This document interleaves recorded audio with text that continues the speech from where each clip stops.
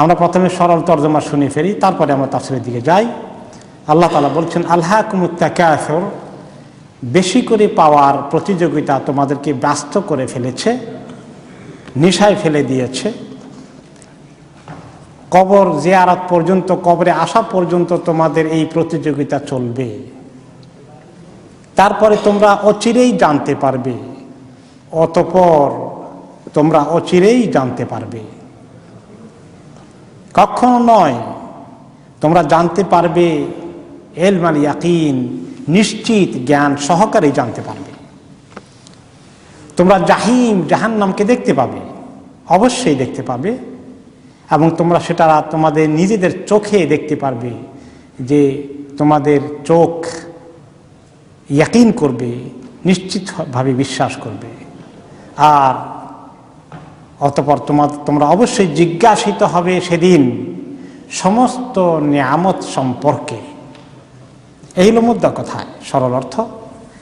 এই সূরার নাম হচ্ছে সূরা তাকাসুর। প্রথম আয়াতেই এই তাকাসুর শব্দটি আছে। এটি কালামে পাকের 102 নম্বর সূরা।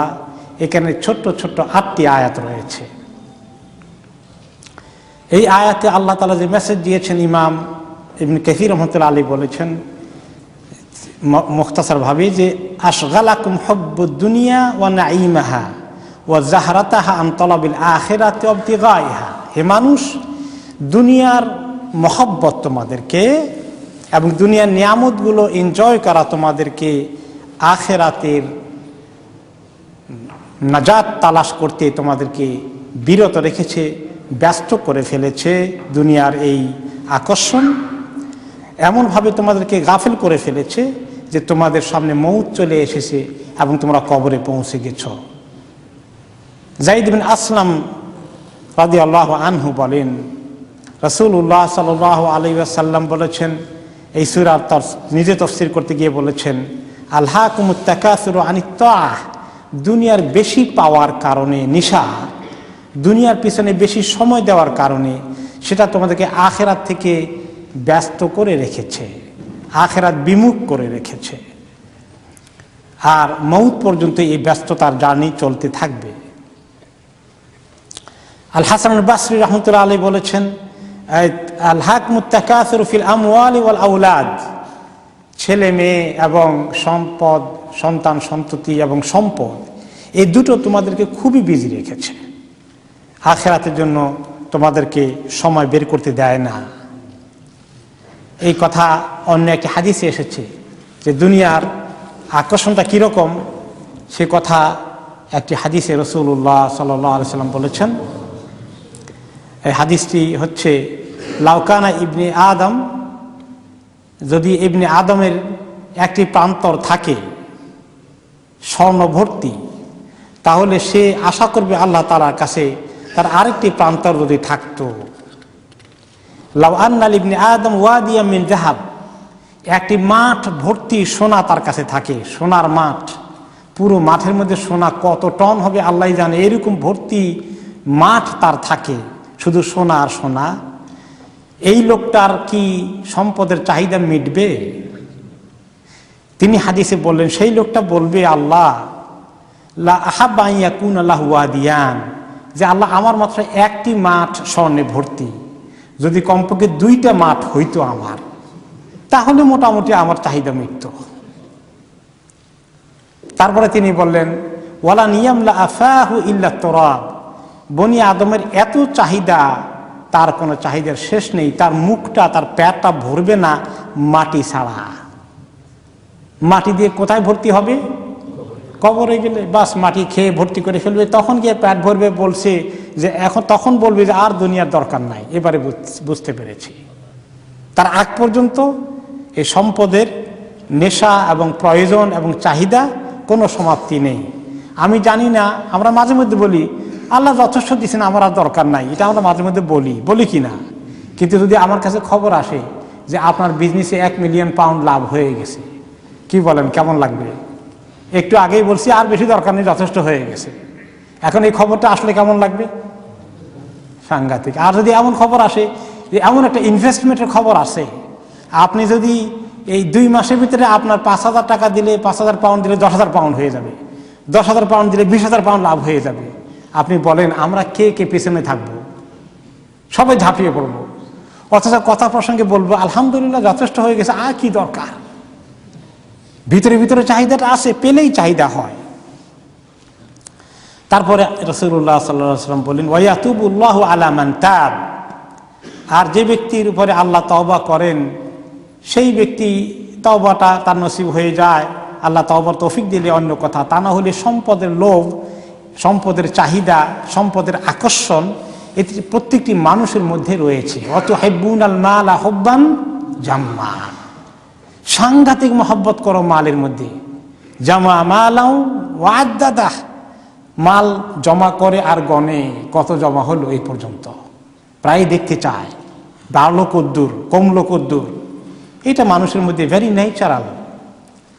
এখন এই তাকাসুর কাসির শুধু নয়, নিজের বাড়া, কিন্তু তাকাসুরের মধ্যে যারা ওলামায়ে কেরাম আছেন এবং আরবি ভাষা পড়েছেন, মুশারাকা বা তাফাউলের মধ্যে কম্পিটিশন চলে আসে যে কার কত বাড়লো, অমুকের এত বাড়লো, আমার তো এত বাড়লো না, অমুক এই জায়গা কিনলো আমি তো কিনতে পারলাম না, অমুক এই ফ্যাক্টরি কিনে ফেললো আমি তো মিস করলাম। এই যে কম্পিটিশনের মনোভাব, কোনো এক জায়গায় দেখে এসছেন কারো একটা সুন্দর গাড়ি কিনেছে, এটা আমার কিনতে মনে চায়, কত দিয়ে কিনছেন ভাই, কেমন সুবিধা, এটা খোঁজ খবর নিতে মনে চায়, এইরকম একটা আমি কিনতে পারি কিনা। কারো সিটিং রুম দেখে আসলেন, মাশা আল্লাহ এত সুন্দর সাজিয়েছে, কি সুন্দর ফার্নিচার, নিজের একটা এরকম কিনতে মনে চায়, সাজাতে মনে চায়। কারো গায়ে সুন্দর জামা দেখেছেন, খুব পছন্দ হয়েছে, কোত্থেকে নিয়েছেন, কত দাম, কোথায় পাওয়া যায়, এটা নিজের মনে চায়, ঠিক কিনা। এরকম মানুষের কম্পিটিশনের যে মেন্টালিটি আছে, এটা হচ্ছে তাকাসুর।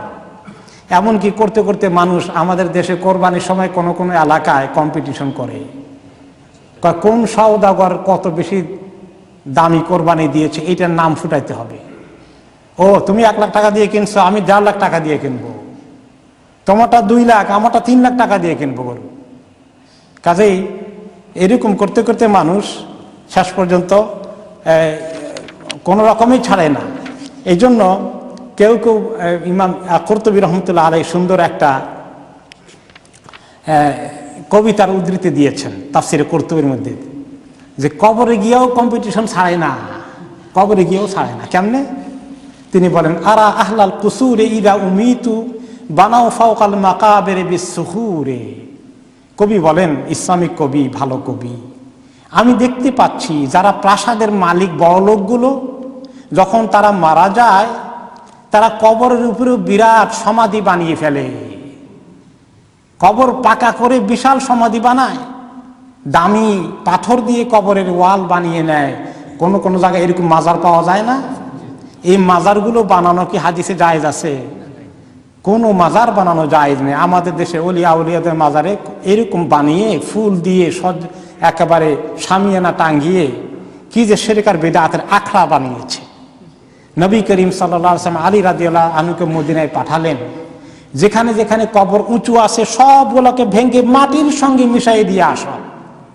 আমার আফসোস লাগে আমাদের দেশের লোকেরা এই সমস্ত হাদিস কি জীবনে শুনে নাই? কি করে কবরকে পাকা করে, হারাম, কবিরা গুনাহ। এরকম বড় লোকেরা এগুলা করে যে তারা কবরের মধ্যে বিশাল সমাধি বানায়। আবাউ ইল্লা মুবাহাতান ওয়া ফখরান আলাল ফুকারা হাত্তা ফিল কুবুরে। বলে যে বড় লোকদের কম্পিটিশনের মেন্টালিটি, কার কবর কত শানদার, তাজমহল বানিয়েছে বাদশাহ নিজের কবরে, নিজের স্ত্রীর কবরের মধ্যে, নিজেও সেই কবরের মধ্যে শুয়ে আছেন তাজমহল বানিয়ে। এখন মুসলমানদের কাছে তাজমহল তো বিরাট গর্বের বিষয়। হ্যাঁ, আমাদের বাদশাহরা কি জিনিস বানিয়েছে, দুনিয়ার সপ্ত আশ্চর্যের এক অন্যতম, সারা পৃথিবীর এই 7টা আশ্চর্য জিনিসের অন্যতম, এটা আমাদের খুব গর্বের বিষয়। কিন্তু কোরআন হাদিসে এরকম বানানো জায়েজ আছে? রাজা বাদশাহরা কোনোদিন এগুলো জিজ্ঞাসা করে? কিছুই করে না। তাই তিনি কবি বলেন যে তারা মানে এই প্রতিযোগিতা, নিজের বড়লোকি দেখানোর মেন্টালিটি, আরেকজনের উপরে উঠার মেন্টালিটি, তার চেয়ে বেশি প্রদর্শনের মেন্টালিটি, কবরে গিয়াও ছাড়ে নাই। কবরে গিয়াও গরিবদের সঙ্গে কম্পিটিশন করে, কার কবরে কত সমাধি আছে দেখবে বেটা। এই হলো মানুষের তাকাসুর। এই সম্পদ নিয়ে প্রতিযোগিতা, বেশি পাওয়া, বেশি নাম কাম কুড়ানো, যশ খ্যাতির মেন্টালিটিও মানুষের আছে, যশ খ্যাতির মেন্টালিটিও আছে। গত কয়েক সপ্তাহ আগে আমরা খুতবায় শুনেছিলাম, সালফে সালহিনের একজন বলেছেন যে মানুষের মধ্যে কবরে গিয়াও প্রদর্শনের রিয়ার মেন্টালিটি থাকবে। সেটা কি? মনে মনে তামান্না করে আমি মরে গেলে যদি আমার জানাজায় হাজার হাজার লোক হয়, তাহলে সবাই বলবে হাই রে কেমন লোক, কত লোক জানাজায় হয়ে গেছে, কত মানুষ হাজিরা হয়ে গেছে। এরকম যদি কারো নিশা থাকে যে আমার জানাজায় হাজার হাজার লোক আসুক, একটা কেউ কেউ বলতে পারেন এখলাসের সাথে যদি চায় দোয়া করবে এসে, মেবি আমরা এটা কনসিডার করতে পারি এখলাসের সাথে বেশি লোকের দোয়া চেয়েছে। কিন্তু যদি মনের মধ্যে এটা আসে যে আমার জানাজা কত লোক হয়েছে, বেশি লোক হইলে আমার খুব নাম কাম হবে, ইন্নালিল্লাহ, তাহলে কবরের মধ্যে গিয়েও তার রিয়ার ইচ্ছা নিয়ে কবরে গেল। আর এটা যদি হয়েই যায় যে তার কবরে হাজার হাজার লোক এসেছে, তাহলে তার কবরে তার জন্য কল্যাণের কারণ হবে না ক্ষতির কারণ হবে? তাহলে মরার পরেও কম্পিটিশনের মেন্টালিটি মানুষের থেকে যায়। মানুষের এই সম্পদের লোভ এত বেশি, আসলে মানুষ যে এত সম্পদ জোগাড় করে, আচ্ছা বলুন তো সব সম্পদ কি তার কাজে লাগে? কয়েকদিন আগে ওই যে আইফোনের যে ব্যক্তি প্রবক্তা বা কি নাম, স্টিভ জব, সে কি কত টাকার মালিক হয়ে গেল, যে মরে গেল, তার সম্পদ তার নিজের কত কাজে লেগেছে, কতটুকুন সে খেতে পেরেছে, কতটুকুন খরচ করে দামি দামি সুট গায়ে দিতে পেরেছে, কতটুকুন খরচ করে একেবারে সাদ্দাদের বেহেশতের মতন বাড়িতে শুয়ে ঘুমিয়ে যেতে পেরেছে। তার সমস্ত সম্পদ রয়ে গেছে, তার ছেলে মেয়ে কদ্দুর কি কাজে লাগবে কি লাগবে না লাগবে, তার নিজের কাজে তো লাগবে না, তারা তো দান খয়রাত করে তার জন্য কিছু করবে না, সে তো ঈমান নিয়ে যেতেও পারেনি। তো এই জন্য সম্পদের ব্যাপারে মানুষের যে চাহিদা আছে এটাকে কন্ট্রোল করা, এই ক্ষেত্রে মানুষকে সত্যিকার সম্পদ কতটুকুন কাজে লাগবে, কতটুকুন দরকার, এই ব্যাপারে একটা হাদিসে নবী করিম সাল্লাল্লাহু আলাইহি ওয়াসাল্লাম বলেন যে এক সাহাবী মুতাররিফ ইবনে শাখী রাদিয়াল্লাহু আনহু বলেন, আতাইতু আন-নবী সাল্লাল্লাহু আলাইহি ওয়াসাল্লাম ওয়া হুয়া ইয়াকরাউ আল-হাকুমুত তাকাসুর, আমি একবার নবী করিম সাল্লাল্লাহু আলাইহি ওয়াসাল্লামের কাছে এসেছিলাম, আর তিনি সূরা তাকাসুর তখন তেলাওয়াত করছিলেন, কোন একটা উপলক্ষে সাহাবীদেরকে বয়ান করছিলেন, তাফসীর করছিলেন। তখন তিনি বয়ান উপলক্ষে বললেন, শোনো, ইয়াকুলু ইবনু আদম মালি মালি, ইবনে আদম বলে আমার এই সম্পদ, আমার অত সম্পদ, এখানে আমার বাড়ি আছে, ওখানে আমার ফ্যাক্টরি আছে, ওখানে আমার এত টাকা ব্যালেন্স আছে ইত্যাদি, খালি হিসাব করে মনে মনে যে আমার কত টাকা আছে, আমি বিলিয়নিয়ার, এগুলা সে চিন্তা করে আর জোগাড় করে আর দাবি করে আর গর্ব করে, আর সে কোটিপতি হিসাবে তার এরকম ফলাও হয়। তিনি বলেন তারপরে, ওয়াহাল্লাকা ইয়া ইবনে আদম মিন মালিকা ইল্লা মা আকালতা ফাআফনাইত, হে বনি আদম, তোমার আসল মাল, তোমার নিজের আসলেই মাল ওই জিনিস যেটা তুমি খরচ করে খেয়ে ফেলেছ, খাওয়া দাওয়া করলা, খরচ করলা নিজের জন্য, খেলা, এটা তুমি খাইলা, তোমার কাজে লাগবে, এইটা আসলেই তোমার মাল, এটা কেউ আর নিতে পারলো না কারণ তুমি খেয়েছো এটা। আওলা বিস্তাফা আবলাইতা, অথবা তুমি কাপড় চোপড় দামি কিনে খরচ করলা, মোটামুটি গায়ে দিলা, বোঝা গেলে এটাও তোমার নিজের কাজে লেগেছে, এটা তোমার সম্পদ, এটা বোঝা গেল। আও তাসাদ্দাকতা ফাআমদাইতা, অথবা তুমি সদকা খায়রাত করেছো, দান খয়রাত করেছো, এটাও তোমার কাজে লাগবে, ইখলাসের সাথে করলে আখিরাতে তোমার জন্য জান্নাত খরিদ করে দেবে। তাহলে দুনিয়া যেটা আমি খরচ করলাম আমার খাওয়া দাওয়ার জন্য, এটাও আমার কাজে লাগলো, বা আমার চলাফেরার জন্য, আখিরাতের জন্য সদকা খায়রাত করলাম, এটাও কাজে লাগলো। এছাড়া যেগুলা রেখে গেল কেউ মিলিয়ন বিলিয়ন, 10,000 20,000, এগুলা তার কদ্দুর কাজে লাগবে, তাহলে এগুলা কিচ্ছু তোমার না, এগুলা আসলে তোমার না, যেগুলো রেখে যাবা, যেগুলো রেখে যায় ওগুলা কি আমাদের? ওগুলা কার? ওগুলা ওয়ারিসদের, উত্তরাধিকারীদের। মানুষের মাল নিজের কোনটা না, নিজের কোনটা যেটা নিজের হাতে খরচ করলো, বিশেষ করে দুনিয়ার প্রয়োজনে তো খরচ করতেই হবে, আর আখিরাতের জন্য খরচ করে আল্লাহ তাআলার কাছে জমা রেখে ব্যাংকের অ্যাকাউন্টে, আখিরাতের অ্যাকাউন্টে জমা করে দিয়ে সে লাভবান হয়ে দুনিয়া থেকে গেল। আর যেগুলা শুধু জামা আমালাম ওয়া আদাদা, জামা আমালাম ওয়া আদাদা, খালি জমা করলো আর গণলো, জমা করলো আর গণলো, সেগুলা রেখে চলে গেল, এগুলো একটাও তার মাল নয়। এইভাবে আলহাকুমুত তাকাসুর, আল্লাহ তাআলা সাবধান করছেন, হে মানুষ, মালের বেশি পাওয়ার নেশা প্রতিযোগিতা তোমাদেরকে খুবই ব্যস্ত করে ফেলেছে, এত ব্যস্ত যে নামাজ পড়ার সময় নাই। নামাজ পড়লেও জামাতে পড়তে গেলে তো সময় আরো আধা ঘন্টা নষ্ট হবে, 15 মিনিট নষ্ট হবে, একলা পড়ে ফেলি। এরকম বহু মুসলমান নামাজি আছেন যে তাদের নামাজ কাজা হয়ে যায় অথবা কমপক্ষে জামাত মিস হয়ে যায়, কারণ ব্যবসা বাণিজ্যে একটু অল্প 10 মিনিট, আধা মিনিট না, আধা ঘন্টা না থাকলে ক্ষতি হয়ে যাবে। এই স্যাক্রিফাইস করতে পারে আখিরাতেরটা, দুনিয়ার স্যাক্রিফাইসটা সহজে করা যায় না। কিন্তু আখিরাতে বুঝবে আসলে খুব বোকামি করেছে, খুবই বোকামি করেছে। আমার উচিত ছিল আখিরাতটাকে স্যাক্রিফাইস না করা, বরং দুনিয়াটা স্যাক্রিফাইস করা। এই জন্য আপনি এখনো দেখবেন যে কোনো কোনো দেশে, সৌদি আরবে, মানে ইসলামের অনেক কিছু নাই, কিন্তু কিছু জিনিস আছে। দোকানটা আজান হয়ে গেলেই বন্ধ করতে হয়, ওই আধা ঘন্টা তো বন্ধ থাকে, কোনো কোনো সময় আজান থেকে শুরু করে নামাজ শেষ হওয়া পর্যন্ত বা 20 মিনিট। এই সময় তো বেশ কিছু বেচা কিনা হতো না, খোলা থাকলে হতো। কিছু তো লস হলো তাদের, এটা কি ক্ষতি হয়ে গেল তাদের? দোকানকে যদি বন্ধ করে নামাজটা উজু করে ঠিকমতো জামাতের সাথে পড়ে, তাহলে তাদের যে লাভটা হবে আখিরাতে, সেটার পরিমাণ কত? এক রাকাত নামাজে কত রাকাতের সওয়াব হয় জামাতে পড়লে? 27, কোনো কোনো রেওয়ায়েতে 25। আর জামাত ছাড়া পড়লে কোনো রকমে এক রাকাতে সওয়াবই হবে।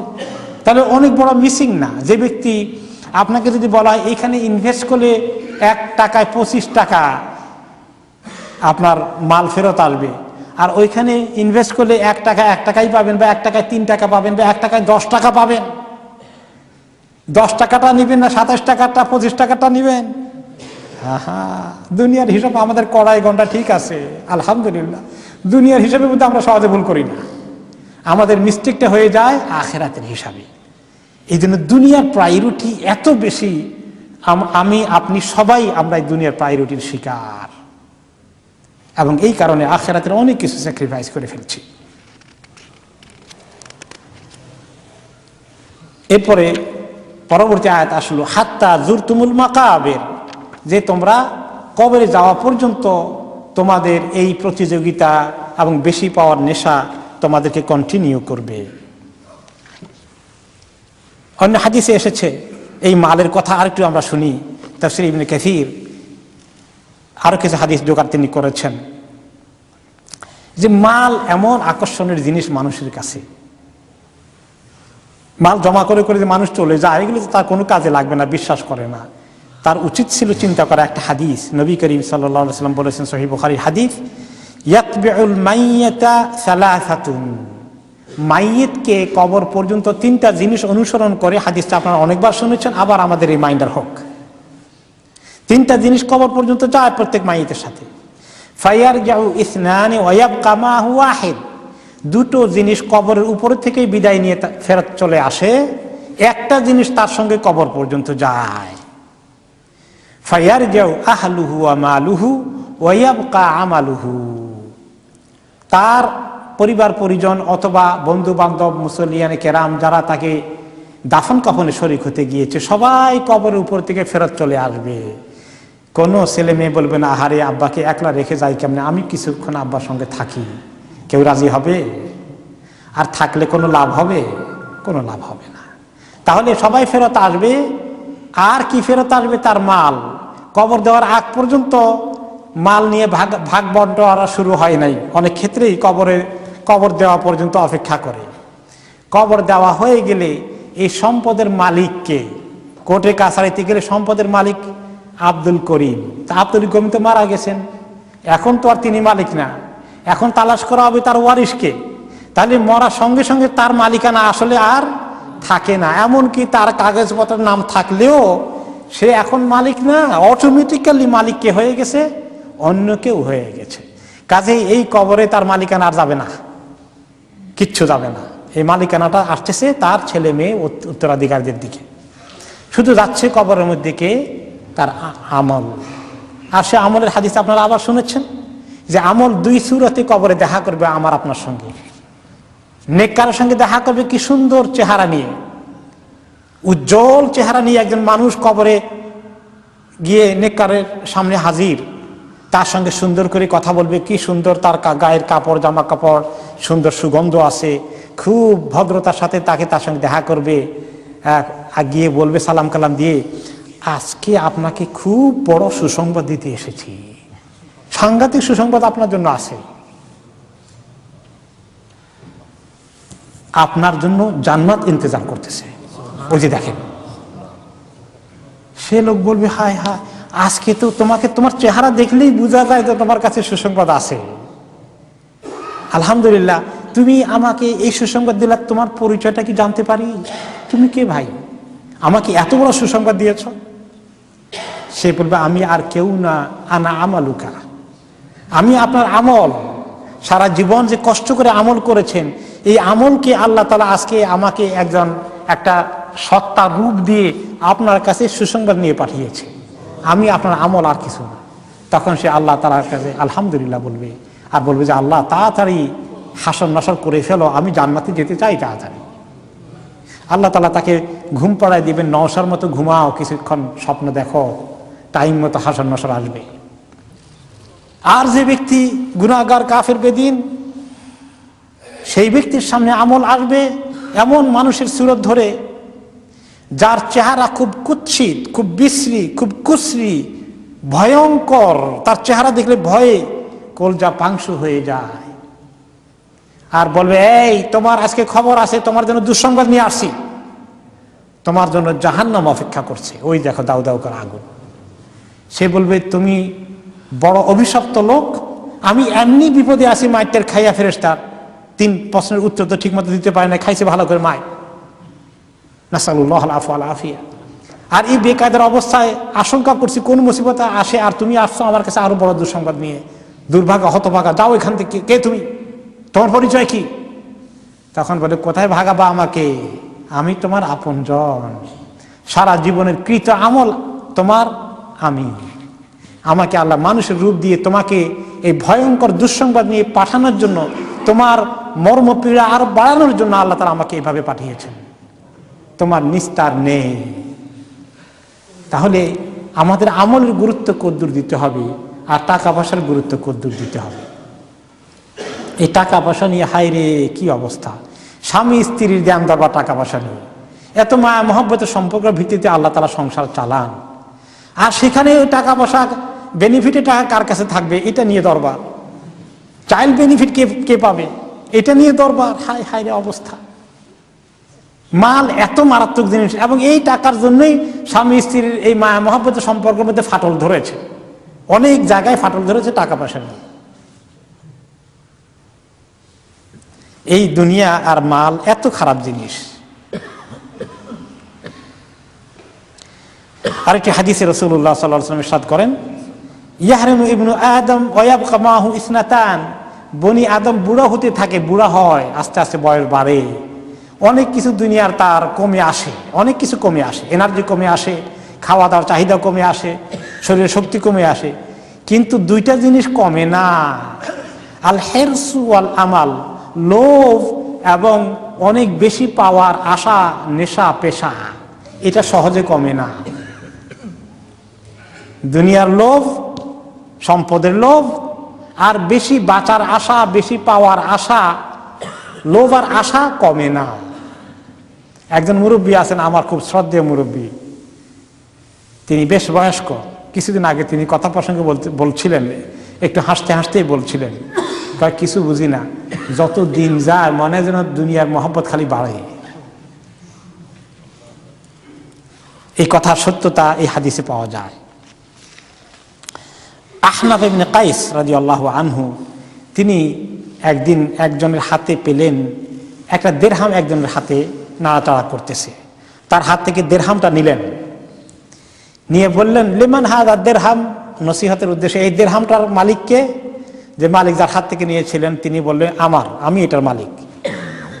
ফাকালা ইন্নামা হুয়া লাকা ইযা আনফাকতাহু ফি আজরিন আও ইবতিগা শুকরিন, যে এটা তোমার, যদি তুমি এটাকে আল্লাহর রাস্তায় খরচ করো পুরস্কার পাওয়ার জন্যে, তাহলে তোমার ঠিকই বলেছ। অথবা তোমার দুনিয়ার প্রয়োজন হাজত কেনাকাটা করে, এনজয় করে, ভোগ করে, খাওয়া দাওয়া করে আল্লাহর শুকর আদায় করবা, এটাও তাহলে তোমার হয়ে যাবে। আর যদি এটা না হয়, খালি জমা করতে থাকো, তাহলে এটা তোমার হবে না, এটা অন্য কারো হয়ে যাবে। তারপরে তিনি একটি কবিতা পড়লেন একজন কবির, আনতালিল মালি ইযা আমসাকতাহু ফাইযা আনফাকতাহু ফাল মালু লাকা। তুমি মালের জন্য ডিউটি করো, যদি খালি জমা করতে থাকো, তোমার মালের ডিউটি করা লাগে, খালি পাহারা দেওয়ার ডিউটি। কে কোনখান দিয়ে নিয়ে যায়, কোনখান দিয়ে চুরি হয়ে যায়, কোনখান দিয়ে কমে যায়, খালি মালকে কেয়ার করা লাগে, পাহারা দেওয়া লাগে তোমার মনের ভিতরে অথবা ফিজিক্যালি। আর ফাইদা আনফাকতাহু ফাল মালু লাকা, যখন খরচ করে ফেলবা এটা তোমার হয়ে গেল, আর পাহারা দেওয়া লাগবে না। যতক্ষণ খরচ হয় না ততক্ষণ মাল পাহারা দেওয়া লাগে, মালের যত্ন করা লাগে, হেফাজত করা লাগে। খরচ হয়ে গেলে তার হেফাজত নাই। সোজা কথা হলো যে তুমি খরচ না করলে এটা তোমার মাল, এটা দাবি করার কোনো সুযোগ নেই। এরপরে আসলো হাত্তা যুরতুমুল মাকাবির আই ইযা সিরতুম ইলাইহা ওয়া দুফিনতুম ফিহা। যখন তোমরা কবরে চলে যাও, দাফন করে যাও। যুরতুমুল কবর মানে জিয়ারাতে কবর।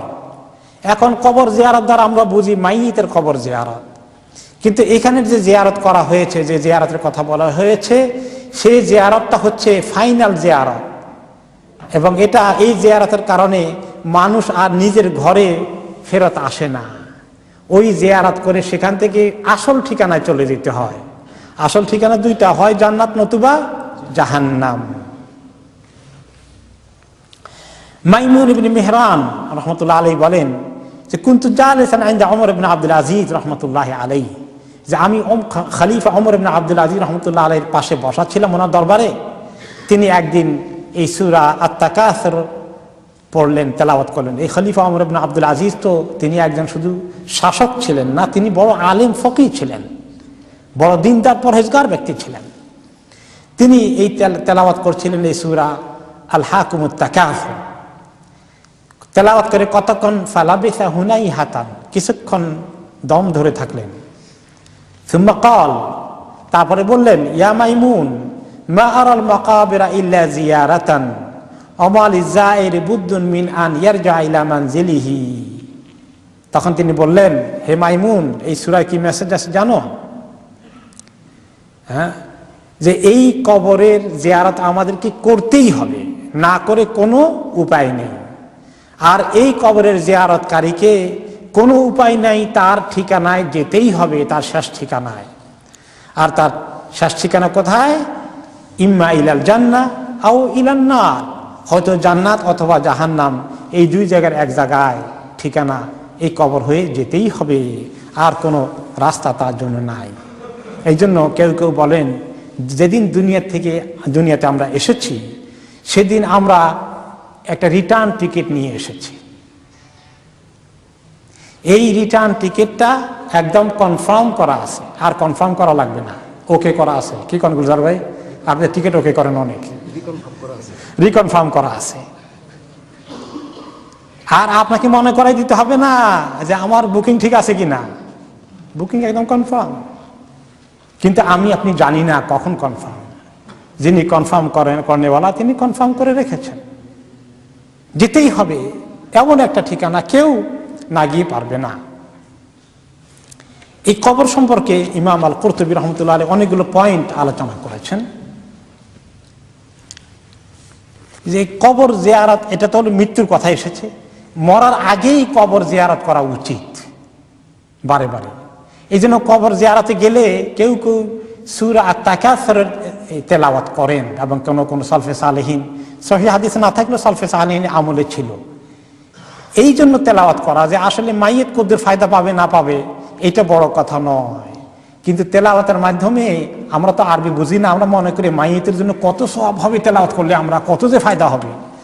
আসলে ফায়দা নিজের। এই যে আল হাকুমুত তাকাসুর, আমার নিজেকে, যে তোমাকে হাত্তা যুরতুমুল মাকাবির, কবরে আসার আগ পর্যন্ত তোমার নেশা কি পরিমাণ আছে নিজেকে জিজ্ঞাসা করো। মেসেজ নিজের জন্য। এই জন্য ইমাম আল কুরতুবী রহমতুল্লাহ আলাইহি বলেছেন যে কবর জিয়ারাতের আলোচনা তিনি এখানে করলেন। এই যে জিয়ারাতুহা মিন আযমি দাওয়াইল কালবিল কাসি, যাদের অন্তরটা শক্ত, নেক আমলের দিকে মন যায় না। কেউ কেউ অনেক সময় কমপ্লেন করেন, আমার জন্য দোয়া করবেন, কি আমার মনের ভিতরে জানি কেমন জানি আল্লাহমুখী হইতে পারি না, খালি শয়তান আমাকে এদিক সেদিক নিয়ে যায়, আমাকে একটু নসিহত করেন, আমার জন্য দোয়া করেন। মাঝে মধ্যে লোকদেরকে আপনি দেখবেন এগুলো আপনার কাছে বলে। তাদের জন্য ঔষধ কি? কবর জিয়ারতে যাও, ভালো ঔষধ তাদের জন্য, এইটাই প্রেসক্রিপশন দিবেন। ইমাম কুরতুবী প্রেসক্রিপশন দিচ্ছেন যে ইন্নাহা মিন আযমি দাওয়াইল কালবিল কাসি, যে অন্তরটা কঠিন, আল্লাহর ভয় ভীত হয় না, চোখে পানি আসে না, দিল নরম হয় না, গুনার কাছ থেকে সরে আসতে পারে না, লিআন্নাহা তুযাক্কিরুল মাউতা ওয়াল আখিরা, এই কবর জিয়ারত মানুষকে মউত এবং আখিরাতের জিন্দেগি সম্পর্কে স্মরণ করিয়ে দেয়। ওয়াযালিকা ইয়াহমিলু আলা কাসরিল আমাল, তার দুনিয়ার আশা ভরসা কমিয়ে দেবে। ওয়াজহুদ ফিদ দুনিয়া, দুনিয়ার ব্যাপারে ত্যাগ কাট করার মানসিকতা পয়দা হবে। ও তারকির রাগাবাতে ফিহা, দুনিয়ার আকর্ষণ কমিয়ে দেবে। নবী করিম সাল্লাল্লাহু আলাইহি ওয়াসাল্লাম ইরশাদ করেছেন, কুনতু নাহাইতুকুম আন জিয়ারাতিল কুবুর, তোমাদেরকে আমি কবর জিয়ারতের ব্যাপারে নিষেধ করেছি। প্রথম দিকে সাহাবাদেরকে নবী করিম সাল্লাল্লাহু আলাইহি ওয়াসাল্লাম বলেছেন, না খবরদার, কেউ কবর জিয়ারত করতে পারবে না। কবর জিয়ারত করা নাজায়েজ ছিল বেশ কিছুদিন। কেন নাজায়েজ ছিল? শিরক কোন জায়গা থেকে শুরু হয়েছে? কবর থেকে। আমাদের দেশে মুসলমানদের মধ্যে শিরক কোন জায়গা থেকে শুরু হয়েছে? কবরকে কবর বলেন না, আরেকটা শব্দ বলেন, সেটা কি? মাজার। কবর বলে না, মাজার বানাইছে। মাজার মানে জিয়ারতের জায়গা। কবর থেকে শিরক উৎপত্তি হয়েছে। এবং মক্কার এই যে যারা মুসলমান হয়েছেন সাহাবীরা, তাদের সবার ভিতরে তো আগে মানে মেজরিটির ভিতরে কি ছিল? শিরক ছিল। তো তিনি এই জন্য দূরে রাখছেন। আল্লাহ তাআলার হুকুম ছিল যে কবর জিয়ারতে অ্যালাউ করে না, ওখানে গিয়া বাপ দাদা বুজুর্গ মুরব্বী তাদেরকে এই সম্মান করতে করতে শিরকের দিকে যাওয়ার মেন্টালিটি এখনো আছে। অ্যালাউ করবেন না, খবরদার, এরা যেন কবর জিয়ারতে না যায়। কিছুদিন পরে যখন সাহাবীদের মোটামুটি শিরক কি জিনিস, তাওহীদ কি জিনিস বুঝ হয়ে গেছে, আলহামদুলিল্লাহ, ঈমান পাকাপোক্ত হয়ে গেছে, শিরক এখন আর করবে না, তখন তিনি বললেন, এবার ফাজুরুল কুবুর, এখন তোমরা কবর জিয়ারত করতে পারো, যাও কবর জিয়ারত করো।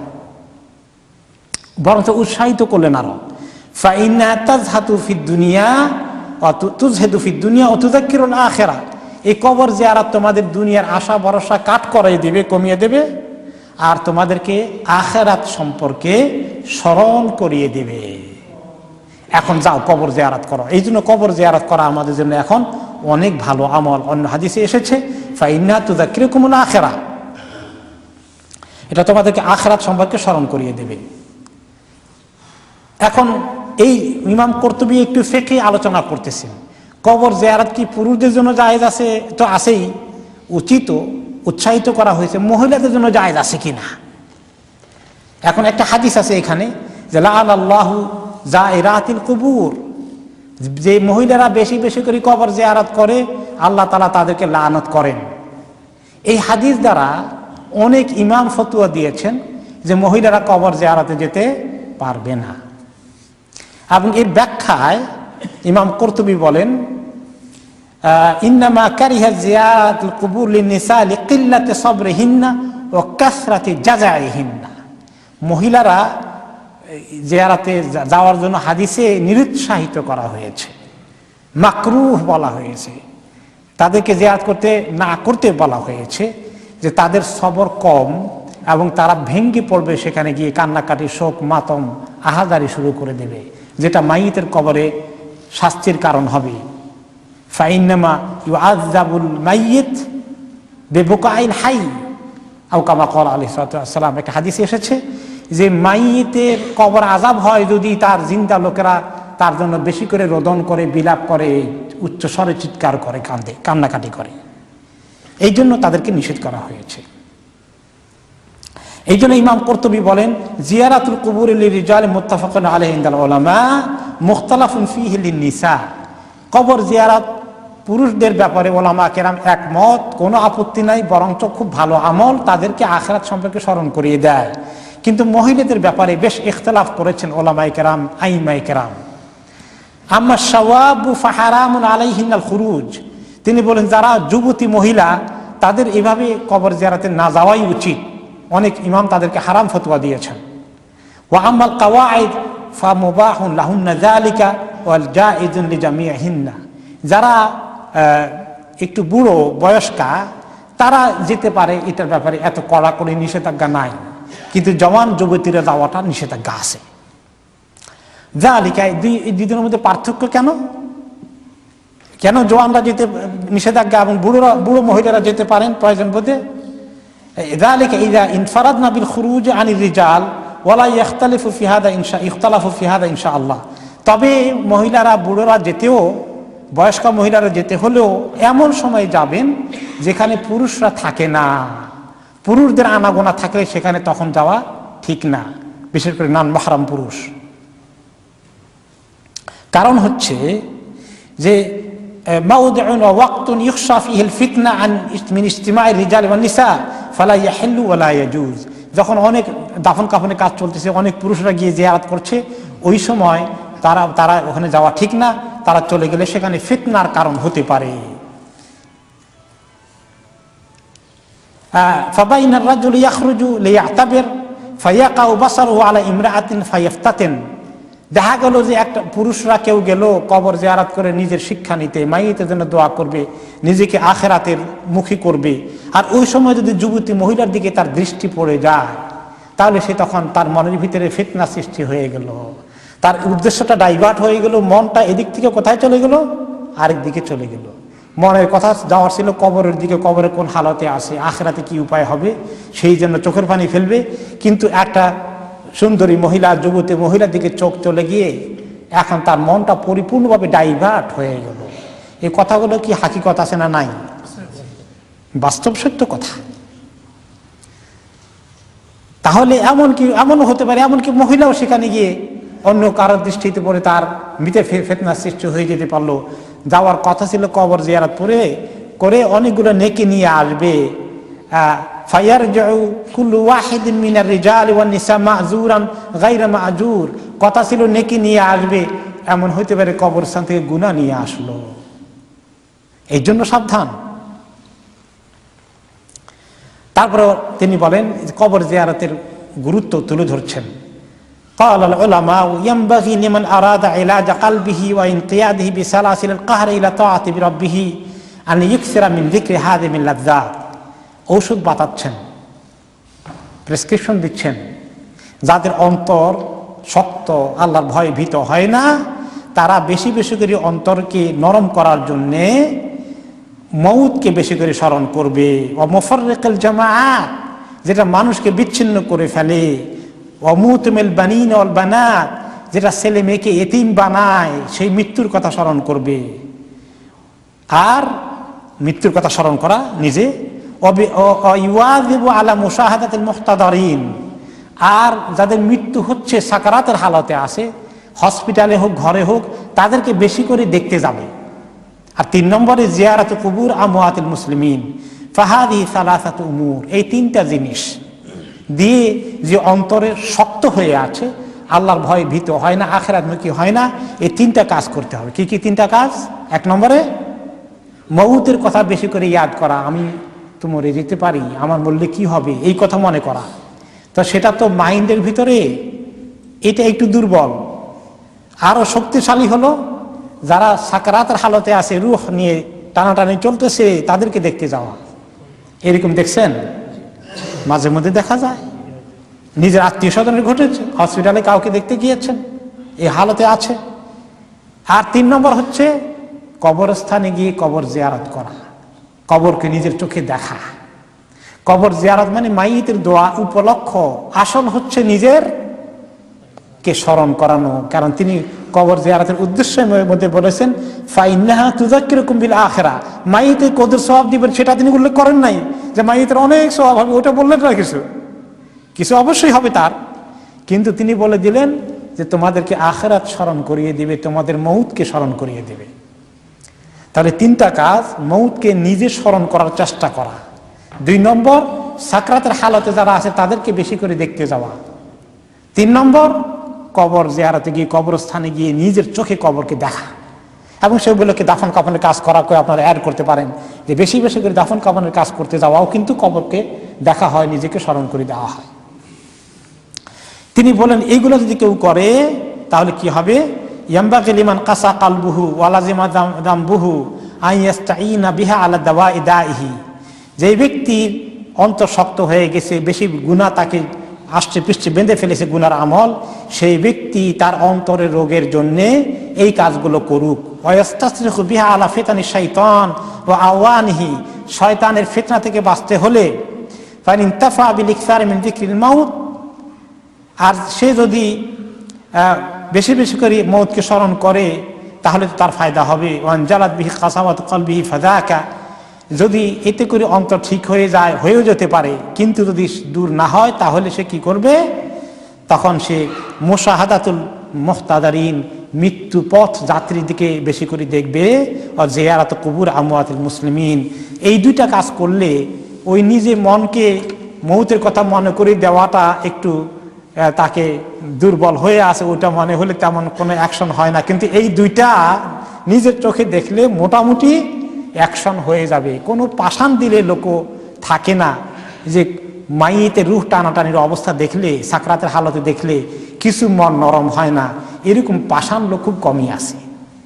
কবরে শোয়ায়, দাফন কাফন করে, কবর জিয়ারতে গিয়ে স্মরণ করে কোথায় ছিল, এগুলা দেখলেও পাষাণ হৃদয়ে অনেক সময় নরম হয়ে যায়। এই জন্য হাদিসে, আরেকটি হাদিসে রাসূলুল্লাহ সাল্লাল্লাহু আলাইহি ওয়াসাল্লাম বলেছেন, লাইসাল খাবারু কাল মুআয়ানা, যতই বলুন না কেন দেখার মতো হয় না। আপনি যদি বলেন হায় রে ভাই অমুককে দেখতে গিয়েছিলাম, তার সাকরাতের হায় রে কষ্ট, কিরকম কষ্ট হলো, আপনি খুব বর্ণনা করলেন, সে কিছু হয়তো শুনলো আপনার থেকে, কিন্তু এত রিয়াকশন হবে না। ওই বর্ণনা যখন সে দেখবে নিজে, তার যখন রিয়াকশনটা হবে। রাইসাল খাবারু কাল মুআয়ানা, খবর বলা আর শোনা নিজে চোখে দেখার মতো হয় না। শুধু মৌত এবং কবর নয়, যে কোনো ঘটনায়, একটা অ্যাক্সিডেন্ট ঘটছে, আপনি বলেন ভাই একটা অ্যাক্সিডেন্ট দেখলাম, কি মারাত্মক অবস্থা, আপনার থেকে শুনলে কিছু অ্যাকশন হয়, কিন্তু নিজে দেখলে অনেক বেশি অ্যাকশন হয়। এই জন্য এই কবর জিয়ারতটা দেখার জন্য, নিজেকে শিক্ষা নেওয়ার জন্য অত্যন্ত জরুরি দরকার। কবর জিয়ারতে কিছু আদব তিনি শিখিয়েছেন।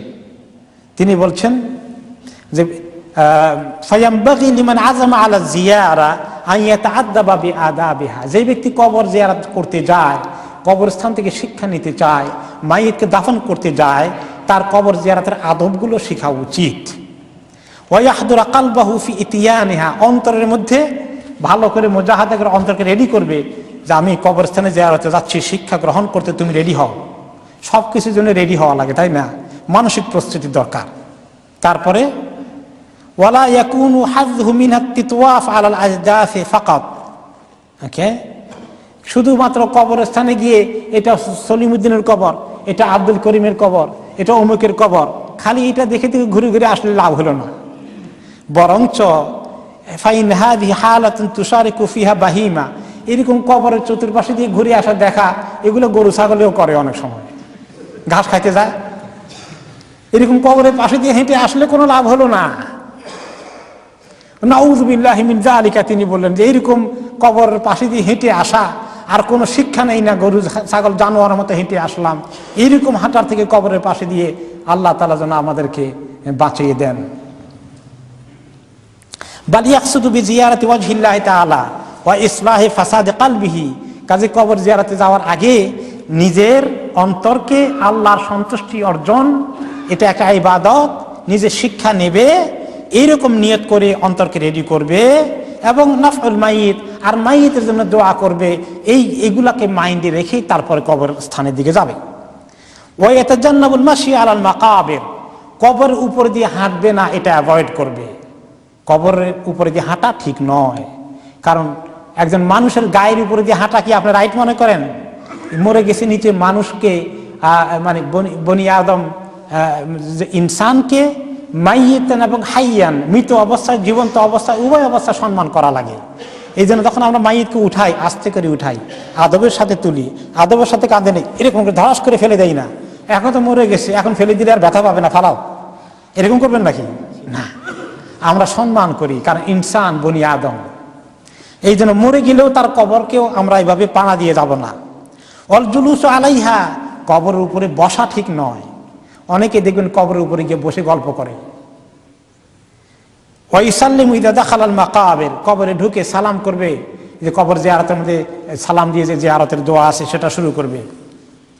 ওয়া ইযা ওয়াসালা ইলা কবরি মাইয়িতিহি আল্লাযী ইয়ারিফু সাল্লামা আলাইহি আইদান, কবরস্থানে তো যাবে, ভিতরে যদি ঢুকে তাহলে যেই কবর তার পরিচিত লোকজন, তার বন্ধু বান্ধব, আত্মীয় স্বজন, মুরব্বী যারা আছেন, তাদের কবরের কাছে 1 to 1 ইচ কবরের সামনে যাবে এবং গিয়ে আবার তাদেরকে আলাদা করে সালাম করতে পারে। ও আতাহু মিন তিলকা আওয়াজহি, কবরের পাশে গেলে কোন জায়গায় দাঁড়াবেন? তার চেহারা বরাবর দাঁড়াবেন, পায়ের বরাবর না। আপনি মনে হয় তার সঙ্গে কথা বলতে চাচ্ছেন, এরকম দোয়াগুলো যে পড়ছেন সে কিন্তু শুনবে আপনার থেকে সরাসরি। এই জন্য তার মুখের কাছে গিয়ে পড়লে কবরের মাইয়িতের জন্য তার কাছে বেশি ভালো লাগবে। লিআন্নাহু ফি জিয়ারাতিহি কা মুখাতাবাতিহি হাইয়ান, যেভাবে জিন্দা অবস্থায় তার জিয়ারতের সামনে কথা বলতে হলে তার মুখের কাছে গিয়ে, মাথার কাছে গিয়ে কথা বলি নরমালি আমরা, পেটের কাছে গিয়ে কথা বলি না, পায়ের কাছে গিয়ে কথা বলি না। এইরকম শুয়ে আছে মাইয়েত, তার চেহারার কাছে গিয়ে কথা বলা উচিত।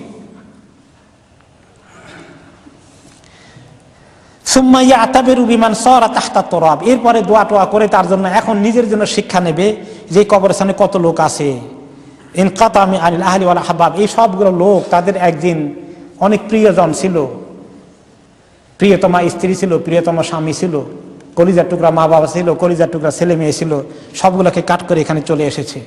বাদান কাদাল জুয়ুশ আল আসাকের, এই কবরে শুয়ে আছে হয়তো এমন কমান্ডার জেনারেল যে বিরাট সেনাপতি ছিল, কত লোককে কমান্ড করেছে।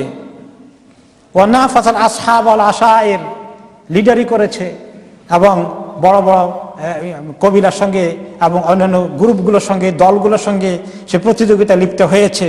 ও জামাল আমওয়াল ওয়াজ যাখায়ের, কত মাল জমা করার জন্য এই লোকটা প্রতিযোগিতা করেছে। ফাজাআহুল মাউতু ফি ওয়াক্তিন লাম ইয়াহতাসিবহু, মউত তাকে ছো মেরে নিয়ে ফেলেছে এমন ওয়াক্তের সময়, এমন টাইমে সে এটা আশা করে নাই, সে এটা চিন্তা করেনি। ওয়াহাউলুন লাম ইয়ারতাকিবহু, এমন কঠিন পরিস্থিতি সে হঠাৎ করে পড়ে গেছে, কোনোদিন সে সেটা চিন্তা করেনি, তার জন্য প্রস্তুতি নেয়নি। ফায়াতাআম্মালু যায়ের হালা মান মাদা মিন ইখওয়ানিহি, কাজে কবর জিয়ারতকারী তার ভাই আগে যারা এখানে এসেছে তাদের কথাকে মনে করবে, হায়রে আমার অমুক চাচা তো ভাই কোন অবস্থায় গেলেন, অমুক চাচা কিভাবে বিদায় নিলেন, অমুক ফুফু কিভাবে চলে গিয়েছিলেন, তাদের হালতগুলোকে কল্পনা করবে, চিন্তা করবে। ও দারা জামিন আকরানিহিল্লাযিনা বালাগুল আমাল, যারা জামাউল আমওয়াল, কিভাবে অনেকেই অনেক আশা ভরসা করেছিল, মাল জমা করেছিল, কাইফা ইনকাতাত আমালুহুম, জয়েন করেছে এখানে সবাই এই সিরার মধ্যে, এই কিউর মধ্যে। ওয়ালাম তুগনি আনহুম আমওয়ালুহুম, মউত যখন এসেছে মাল তাদেরকে রক্ষা করতে পারেনি। ওমাহাত তুরাবু মাহাসানা উজুহিহিম, কত সুন্দর স্মার্ট চেহারা ছিল, কত সুন্দরী মহিলা ছিল, তাদের চেহারা এই সমস্ত সৌন্দর্যকে মাটি খেয়ে ফেলেছে। ওয়াফতারাকাতিল ফি কুবুরি আজজাউহুম, তাদের শরীরের জোড়াগুলো আলাদা হয়ে গেছে মাটি খেয়ে, হাড্ডিগুলো সমস্ত জোড়া থেকে আলাদা হয়ে গেছে। ও তারাম্মালা মিন বাদিহিম নিসাউহুম, তাদের স্বামীগুলোর মৃত্যুর পরে তাদের স্ত্রীগুলো বিধবা হয়ে গেছে। ও শামিলা যুলাল ইয়াতিমি আওলাদাহুম, তাদের ছেলে মেয়েগুলো তাদের মৃত্যুর পরে ইয়েতিম হয়ে গেল। ও আকসামা গায়রুহুম তারিফাহুম ওয়া তিলাদাহুম, কত আত্মীয় স্বজন ওয়ারিশ উত্তরাধিকারী তাদের মাল বাড়ি ঘর জায়গা জমিন বন্টন করে ভাগাভাগি করে নেওয়ার জন্য প্রতিযোগিতা নেমে গিয়েছে। ওয়ালিতাযাক্কারা তারাদ্দুদাহুম ফিল মাআরিব ওয়া হিরসাহুম আলা নাইলিল মাতালিব, এইভাবে করে তারা তাদের এই কথা স্মরণ করবে। রুকুনহুম ইলা সিহহাতি ওয়া শাবাব, এই লোকগুলো একদিন যুবক ছিল, শক্তিশালী ছিল, আজকে কোথায় সেগুলো সব চলে গেছে। এরাও একদিন খেলাধুলা করেছে, বিশ্বকাপ, এরকম প্রতিযোগিতা, এরকম মেলা তামসা, এই সমস্ত গান বাজনার আসরে তারা অনেকেই গিয়েছে, এনজয় করেছে। আজকে তারা কবরে গিয়ে কি আফসোস করছে, কি রোদন করছে। এইভাবে করে তাদের কথা স্মরণ করবে। গাফলাত থেকে কত সময় নষ্ট করেছে, এইভাবে করে তাদের কথা স্মরণ করে করে এখন তার নিজেরকে মনে করিয়ে দিবে। কানা ইয়াতালাজ্জাযু বিন-নাযারি ইলা মা খুইলাহু ওয়া ক্বাদ সালাত আইনাহু, এই চোখ দুটো দিয়ে কত হারাম মহিলাকে দেখেছে হারাম ভাবে, আজকে তার চোখ কোথায় গিয়েছে।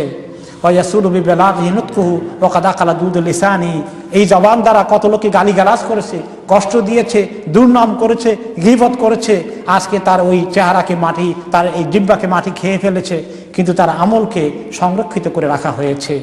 ওয়ায়াদহাকু লিমাউতাহু দাহরুহু ওয়াকাদ আবলাত তুরাব আসনানাহু, সে কত অট্ট হাসি দিয়েছে, মুচকি হাসি দিয়েছে, কিন্তু আজকে পোকা তার দাঁতগুলো পর্যন্ত খেয়ে ফেলেছে। এইভাবে করে একদিন তার সময় চলে আসবে, সে সময়ের জন্য সে নিজেকে তৈরি করুক। সেই কথা এই ইমাম কুরতুবী রহমতুল্লাহ আলাইহি আমাদেরকে স্মরণ করিয়ে দিলেন। এরপরে আল্লাহ তাআলা বলছেন যে তোমরা জিয়ারাতুল কুবুর, কবর জিয়ারাতে আসবে, তার মানে মৃত্যুর দিকে আসবে, আসার আগ পর্যন্ত তোমাদের প্রতিযোগিতা থাকবে। তারপরে একদিন তোমরা বুঝবে, অবশ্যই বুঝবে একদিন, কাল্লা সাউফা তা'লামুন সুম্মা কাল্লা সাউফা তা'লামুন, তোমরা অবশ্যই বুঝবে একদিন, অবশ্যই বুঝবে। দুইবার বলা হয়েছে কেন? আরেকবার এসেছে সুম্মা কাল্লা সাউফা তা'লামুন, অতঃপর অবশ্যই অবশ্যই তোমরা বুঝবে। এতবার কেন যে আমরা ভুলে যাই? তিনবার করে আল্লাহ তাআলা আমাদেরকে রিমাইন্ডার দিলেন, তিনবার করে আমাদেরকে আল্লাহ তাআলা স্মরণ করিয়ে দিলেন। যখন তোমাদের আযাব আসবে আখিরাতে, যখন তোমাদের মউত আসবে, যখন তোমাদেরকে কবরে শোয়ানো হবে, তোমরা তখন বুঝতে পারবে যে কি পরিমাণ ক্ষতিগ্রস্ত হয়ে তোমরা দুনিয়াতে কি পরিমাণ বোকার স্বর্গে বসবাস করেছো, কি পরিমাণ গাফলতির মধ্যে ছিলে, আসল জিনিসকে মিস করে। আর দুনিয়া মাজরাতুল আখিরা, এই দুনিয়াকে দিয়েছিলাম আখিরাতের ফসল বুনার ব্যবস্থা করছে, ফসল তৈরি করার জন্যে, কিন্তু সেই আখিরাতের ফসল তৈরি করো নাই, শুধু দুনিয়ার ফসল তৈরি করেছিলে। ইমাম কুরতুবী বলেন তাদাম্মানাত সূরা কাউলা ফি আযাবিল কবর, এই সূরাতে কবর আযাবের কথাও আসে। জিয়ারাতুল কবরের পরেই বলা হয়েছে অচিরেই জানতে পারবে। এই সূরা এটাও একটা দলিল যে কবর আযাব হবে।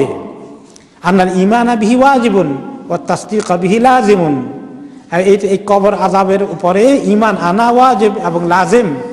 নবী করিম সাল্লাল্লাহু আলাইহি ওয়াসাল্লাম অন্য হাদিসে বলেছেন যে তোমাদের কবর আযাব হবে, এটাকে তোমরা ইয়াকিন করতে হবে, এটাকে তোমরা বিশ্বাস করতে হবে, আল্লাহ তাআলার কাছে কবর আযাব থেকে মাফ চাও।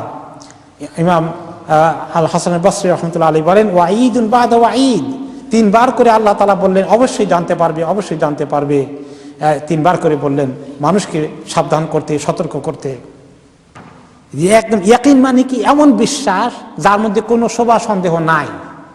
আর যেটা দেখার পরে মানুষ দেখে, কোনো জিনিস দেখার পরে আপনার অবিশ্বাস কি হয়? আপনাকে যদি বলা হয় যে অমুকের এমন অ্যাক্সিডেন্ট হয়েছে, হাতটা কেটে গেছে, বিশ্বাস হয়তো নাও হইতে পারে, কিন্তু যখন দেখেন তার হাতটা ভেঙে গেছে, কেটে গেছে, তখন তো বিশ্বাস হয়ে যায়, কারণ দেখেছেন। যে কোনো জিনিস দেখার পরে বিশ্বাস হয়ে যায়। এই ইলমুল ইয়াকিন হয়ে যাবে তোমাদের একদিন, মৃত্যুর সঙ্গে সঙ্গেই, মৃত্যু আসার সাথে সাথেই এই ইয়াকিন কিন্তু হয়ে যায়। ইয়াকিন হইতে আর সময় লাগে না। ইযা জাআলা শাক, এই যখন এই ইয়াকিন হয়ে যাবে তখন সমস্ত শক চলে যাবে, তখন কনফার্ম, নিশ্চিত সবাই ইয়াকিন হয়ে যাবে। তারপরে আল্লাহ তাআলা বললেন লা তারাউনাল জাহিম সুম্মা লা তারাউন্নাহা আইনাল ইয়াকিন, আরেকটি সাবধান বাণী, খালি ইয়াকিন বিশ্বাস হবে না, তোমরা জাহিম দেখবা, জাহান্নাম দেখবা, দাউ দাউ করে আগুন জ্বলছে, হে মানুষ দেখতে পাবা। আবার এমন ভাবে দেখবা, তোমাদের নিজের চোখে দেখবা, তোমাদের ইয়াকিন হয়ে যাবে। তখন আর এতবার আমাকে বলতে হবে না। আল্লাহ নবী বলছেন, খবর দিচ্ছেন, বিশ্বাস হয় না, ইয়াকিন হয় না, কিন্তু তখন তোমাদের ইয়াকিন হয়ে যাবে, তোমাদের সামনে যখন দেখতে পাবে। এরপরে সুম্মা লা তুসআলুন্না ইয়াওমা ইদিন আনিন নাঈম, ফাইনাল ওয়ান। আপনাদের ক্যাসেটে গোলাবে তো ইনশাআল্লাহ। সুম্মা লা তুসআলুন্না ইয়াওমা ইদিন আনিন নাঈম, শেষ আয়াতটা, যে সেদিন তোমরা অবশ্যই নাঈম সম্পর্কে জিজ্ঞাসিত হবে, সকল নিয়ামত সম্পর্কে তোমাদেরকে জিজ্ঞেস করা হবে। কি কি নিয়ামত সম্পর্কে জিজ্ঞেস করা হবে? আমাদের স্বাস্থ্য, আমাদের সম্পদ, সব কিছু সম্পর্কে জিজ্ঞেস করা হবে। এই হাদিসের, এই আয়াতের তাফসীরে হাদিস এসেছে, একদিন আবু বকর ওমর রাদিয়াল্লাহু তাআলা আনহু আসলেন, নবী করিম সাল্লাল্লাহু, ওনারা দুইজন বসে আছেন, নবী করিম সাল্লাল্লাহু আলাইহি ওয়াসাল্লাম ইন্তজারে ঘর থেকে বের হলে ওনার সঙ্গে দেখা করবেন। তিনি বের হয়েছেন, এসে বললেন মা আজলাসাকুমা হাহুনা, আবু বকর ওমর, কি বিষয় তোমাদেরকে এখানে বসিয়ে রেখেছে, কেন বসে আছো? আলা ওয়াল্লাযী বাআসাকা বিল হক মা আখরাজানা মিন বুয়ুতিনা ইলাল জু, ইয়া রাসূলুল্লাহ, খুব ক্ষুধা লাগছে, ঘরের মধ্যে খাবার কিছু নাই, এখন বাইরে আসলাম, দেখি আল্লাহ কিছু মিলাই নাকি। কাল আওয়াল্লাযী বাআসানি বিল হাক্কি মা আখরাজানি গায়রুহু, আল্লাহর কসম, তোমাদেরকে যে জিনিস বের করে এনেছে, আমাকে একই জিনিস বের করে এনেছে, আমারও খুব ক্ষুধা পেয়েছে, ঘরে খাবার কিছু নাই, আল্লাহ তাআলা রিজিকে কিছু মেলাই কিনা দেখাও। আহারে, আমরা কি খানা খাই, এরকম ক্ষুধা কোনোদিন আমাদের কষ্ট পেতে হয়েছে? কত খাবারের নিয়ামত আল্লাহ তাআলা দিয়েছেন, কি পরিমাণ নিয়ামতে আমরা ডুবে আছি, চিন্তা করুন। ফান্তালাকু হাত্তা আতা বাইতা রাজুল মিনাল আনসার, তিনজনে হাঁটতে হাঁটতে এক আনসারী বাড়িতে আসলেন। উনি মোটামুটি একটু অবস্থা ভালো আছে, একটু আশা ভরসা করে বাড়িতে আসলেন। বাড়িতে আসে দেখলেন যে বাড়িতে নাই, ওনার স্ত্রী ওনাদেরকে ওয়েলকাম করে যে বসেন। আল্লাহ নবী যে জিজ্ঞেস করে যে উনি কই গেছেন, তিনি বললেন যে তিনি আমাদের জন্য পানি আনতে গিয়েছেন, কারণ সব বাড়িতে কুয়া নাই, অনেক সময় গ্রামে কুয়া আছে, সেখান থেকে পানি উঠাইয়ে পুরুষে নিয়ে আসে। তো সেই ব্যক্তি পানির ভর্তি করে ড্রাম বা চামড়ার যে মশক ছিল, মশক ভর্তি করে পানি আনলেন, এনে খেজুর গাছের মধ্যে লটকাইয়া তুলেন। তারপরে ওনাদেরকে দেখে এত খুশি হলেন, এসে বললেন মারহাবান মা জারাল ইবাদা শাইউন আফদালা মিন নাবিয়্যিন জারানাল ইয়াউম, আল্লাহর নবী আমাকে ভিজিট করেছেন, আমার বাড়িতে দেখা করতে এসেছেন। আমার বিশ্বাস কোনো বান্দা এত সৌভাগ্যের অধিকারী পৃথিবীতে কোনোদিন হয়নি। কোনো ভিজিট দ্বারা কোনো মানুষ এত গর্বিত আনন্দিত হতে পারে না। আজকে আমার কত খুশকিসমত, আল্লাহর নবী আমার দরবারে হাজির হয়ে গেছেন। তিনি তাড়াতাড়ি পানি ওটা এখানে রেখে ঘরে গেলেন, গিয়ে খেজুরের যে ইয়েটা আছে, ছড়া আছে, ওই ছড়াটা পুরোটা একসঙ্গে কাটেন যে গাছ থেকে, পাকা আধা পাকা এক রসে টস টস, এইগুলো সবগুলো পুরো খেজুরের বান্ডল নিয়ে এসেছেন, একবার হাজির করে আনলেন। তো নবী করিম সাল্লাল্লাহু আলাইহি সাল্লাম বললেন আল্লাহ কুনতা ইস্তানাইতা, আরে কয়েকটা এখান থেকে এতগুলো ছিঁড়ে আনলে তো গোটাটা নিয়ে আসার দরকার নাই, তো পুরোটা আনছে কেন? ফাকাল আহবাবতু আন তাকুনুল্লাযীনা তাখতারুনা আলা আয়ুনিকুম, আমি চেয়েছি যে আপনি পছন্দ মতো আপনারা মেহমানরা বাছাই করে করে খাবেন। তারপর সবাই পেট ভরে খেলেন, মেহমানকে খাওয়ানো হলো পাকশাক করে। খাওয়া দাওয়ার পরে নবী করিম সাল্লাল্লাহু আলাইহি সাল্লাম বললেন, সাহাবী দুইজন সাথে ছিলেন এবং যারা বাড়িওয়ালা, লা তুসআলুনা আন হাদা ইয়াউমাল কিয়ামাতি, এই বিষয়টা নিয়ে, এই যে খেলা, হে সাহাবীরা ক্ষুধার্ত হয়ে এসেছিলে, আখরাজাকুমুল জু, কি ক্ষুধার্ত অবস্থা তোমাদেরকে ঘর থেকে বের করে আনলো। ফালাম তারজিউ হাত্তা আসাবতুম হাদা, তোমরা এখন কি সুন্দর করে খেয়ে দিয়ে পেট উদর ভর্তি করে এখন ফেরত যাচ্ছ। ফাহাদা মিনান নাঈম, এটা হচ্ছে ওই নাঈম যেটা সম্পর্কে আল্লাহ তাআলা বলেছেন সুম্মা লা তুসআলুন্না ইয়াওমাইদিন আনিন নাঈম, এই নিয়ামত সম্পর্কে আল্লাহ তাআলা তোমাদেরকে জিজ্ঞেস করবেন। এটা তো ভালোই নিয়ামত খেয়েছেন, ক্ষুধার মধ্যে এরকম মজার খানা।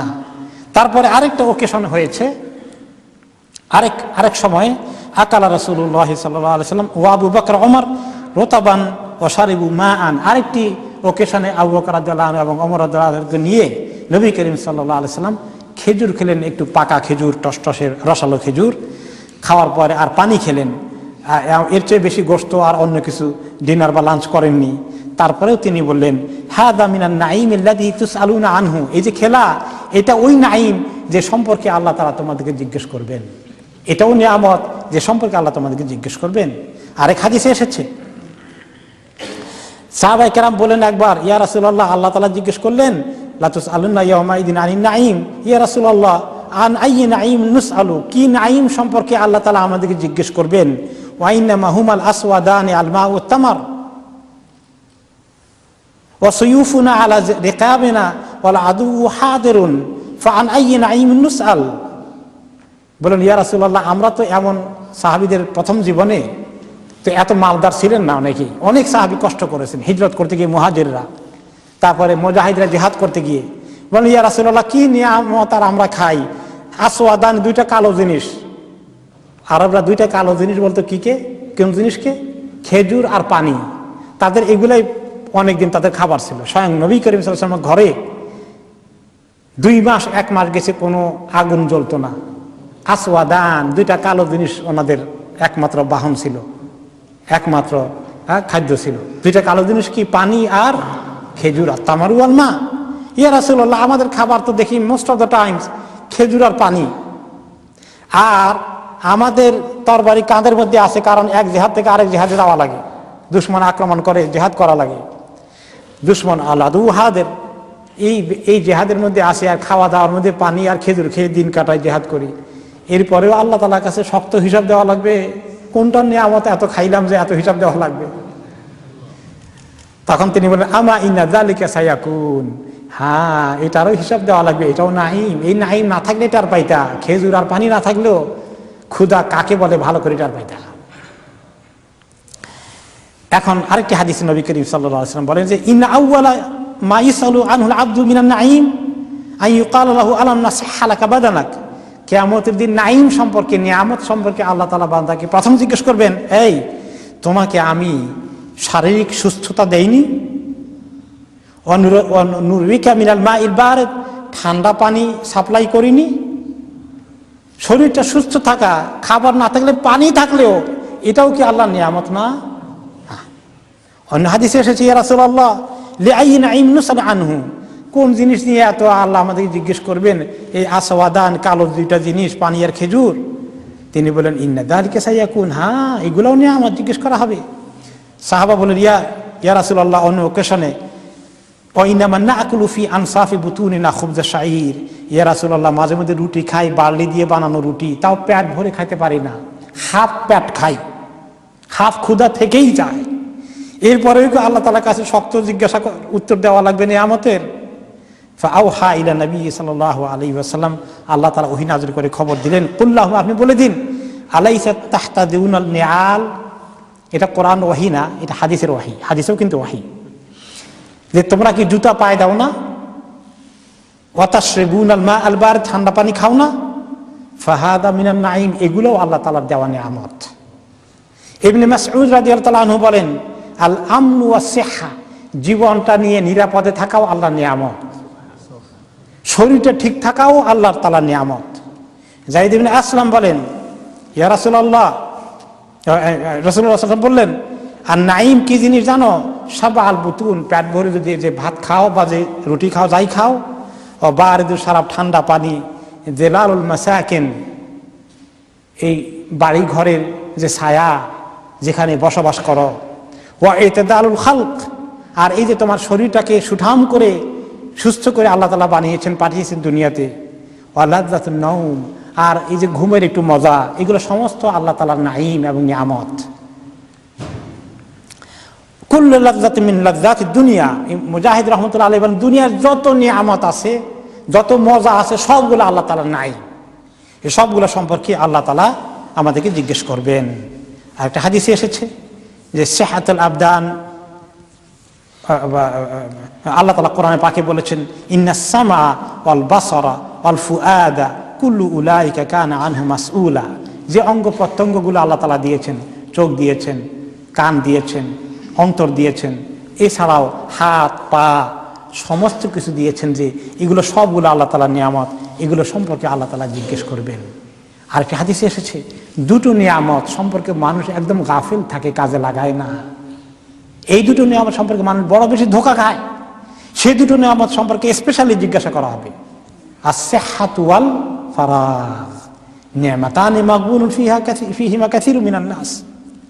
আর-সিহহাতুল ফারাগ, ভালো স্বাস্থ্য আর হাতে কিছু সময় থাকা, মানে অতিরিক্ত ব্যস্ততায় না পড়া, এরকম কিছু স্পেয়ার টাইম হাতে থাকা আর ভালো স্বাস্থ্য, এই দুটো অনেক বড় নিয়ামত মানুষকে আল্লাহ তাআলা দান করেছেন। এই নিয়ামত সম্পর্কে আল্লাহ রাব্বুল আলামিন আমাদেরকে জিজ্ঞেস করবেন। নিয়ামতের উত্তর দেওয়ার জন্য আমাদেরকে আল্লাহ তাআলার কাছে তৈরি হওয়া থাকা দরকার। এই যে সূরা আত-তাকাসুরের এই নিয়ামতগুলো কথা শুনলাম, এখন বলি দেখি আমাদের কাছে আল্লাহ তাআলার কয়টা নিয়ামত আছে? ওয়া ইন তাউদ্দু নি'মাতাল্লাহি লা তুহসুহা, তুমি যদি আল্লাহর নিয়ামতগুলো গণনা করো তাহলে তুমি গণে শেষ করতে পারবে না। আমরা নিয়ামতের কোনো লিস্ট বানাই না, লিস্ট বানাই কয়টা, আমার মুশকিল কি আছে, আহারে আজকের দিনে খালি সমস্যা একটা পরে একটা হলো, এই খবর আসছে, ওই খবর আসছে, এই ঝামেলা, ওই ঝামেলা, ঝামেলা কটা আসছে, সমস্যা কটা আসছে, এগুলো গণি। কিন্তু আল্লাহ তাআলা যে পাশাপাশি কত নিয়ামত দিয়েছেন এগুলো গণি না।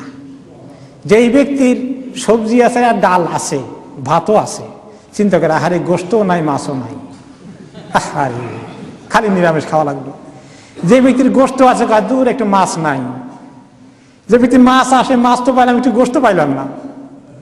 যে ব্যক্তি সেটা নাই, তার জন্য ডাল ভাত হলেই যথেষ্ট। ডাল ভাত, আলু ভর্তা তার জন্য নিয়ামত। যার কিছুই নাই, যে ফকির খাইতে পায় না, তাকে যদি আপনি একটু ডাল আর ভাত দেন, এটাও তার জন্য অনেক সময় নিয়ামত হয়ে যায়।